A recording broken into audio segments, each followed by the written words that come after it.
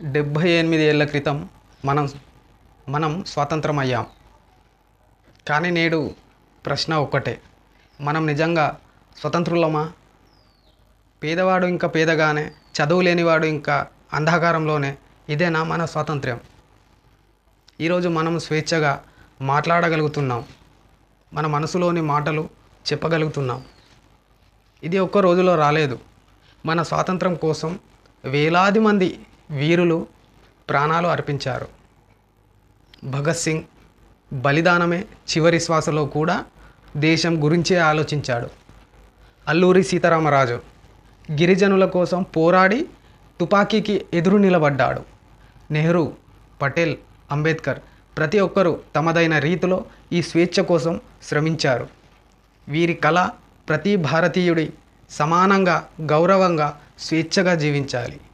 కానీ నేడు మనం ఎక్కడ ఉన్నాం? స్వాతంత్రం వచ్చిందని పుస్తకాల్లో రాసి ఉన్నా మన సమాజంలో ఇంకా అన్యాయం, అసమానతలు, వివక్షలు మిగిలే ఉన్నాయి. ఒక పేద కుటుంబం పిల్లవాడికి నువ్వు చదువుకొని ఐఏఎస్ అవ్వాలి అని చెప్పినా అతనికి పుస్తకాలు కొనడానికి డబ్బు లేదా చదివే స్కూల్ సదుపాయం లేకపోతే అది నిజమైన స్వేచ్ఛనా? ఒక అమ్మాయి రాత్రి బయటికి సురక్షితంగా వెళ్ళలేకపోతే అది స్వేచ్ఛ? ఒక వ్యక్తిని కులం లేదా మతం చూసి తక్కువగా చూస్తే అది స్వేచ్ఛ? డబ్బున్నవారు ఒకవైపు, డబ్బు లేనివారు మరోవైపు, చదువు ఉన్నవాడు ఒకవైపు, చదువు అందనివాడు మరోవైపు. పల్లెల్లో పాఠశాలలు బాగలేక పిల్లలు చదువు మానేస్తే అది మన స్వాతంత్ర్యాన్ని అవమానపరచడమే. ఒక దేశంలో ఒకే గాలి పీలుస్తున్న ఎవరో విలాసవంతమైన బంగ్లాల్లో ఉంటే ఎవరో గుడిసెల్లో వర్షం చినుకులను లెక్కబెడుతున్నారు. స్వాతంత్రం అంటే కేవలం బ్రిటిష్ పాలన నుండి బయటపడడం కాదు. మన మనసులోని బానిసత్వం, అన్యాయం, అసమానతల నుండి బయటపడడం. మనమందరం ఈ దేశ పౌరులం. మనకన్నా మంచి సమాజం మన చేతుల్లోనే ఉంది. కులం, మతం, ప్రాంతం అనే గోడలు కూల్చాలి. పేద పిల్లలకి విద్య అందించాలి. ఒకరికి ఒకరం తోడుగా ఉండాలి.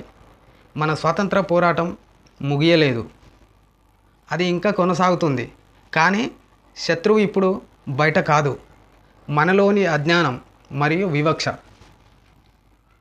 ఈరోజు పతాకం ఎగరేస్తూ, జాతీయ గీతం పాడుతూ మన మనసులో ఒక ప్రమాణం చేద్దాం. నేను నా దేశాన్ని కేవలం ప్రేమించను, దానిని మంచిగా మారుస్తాను అని. స్వాతంత్రం మనకు బహుమతిగా రాలేదు. అది మన పూర్వీకుల రక్తంతో, చెమటతో, త్యాగాలతో వచ్చింది. కాబట్టి ఈ స్వాతంత్ర దినోత్సవం సందర్భంగా మనమంతా కలిసి ముందుకు సాగుదాం. జై హింద్, జై భారత్.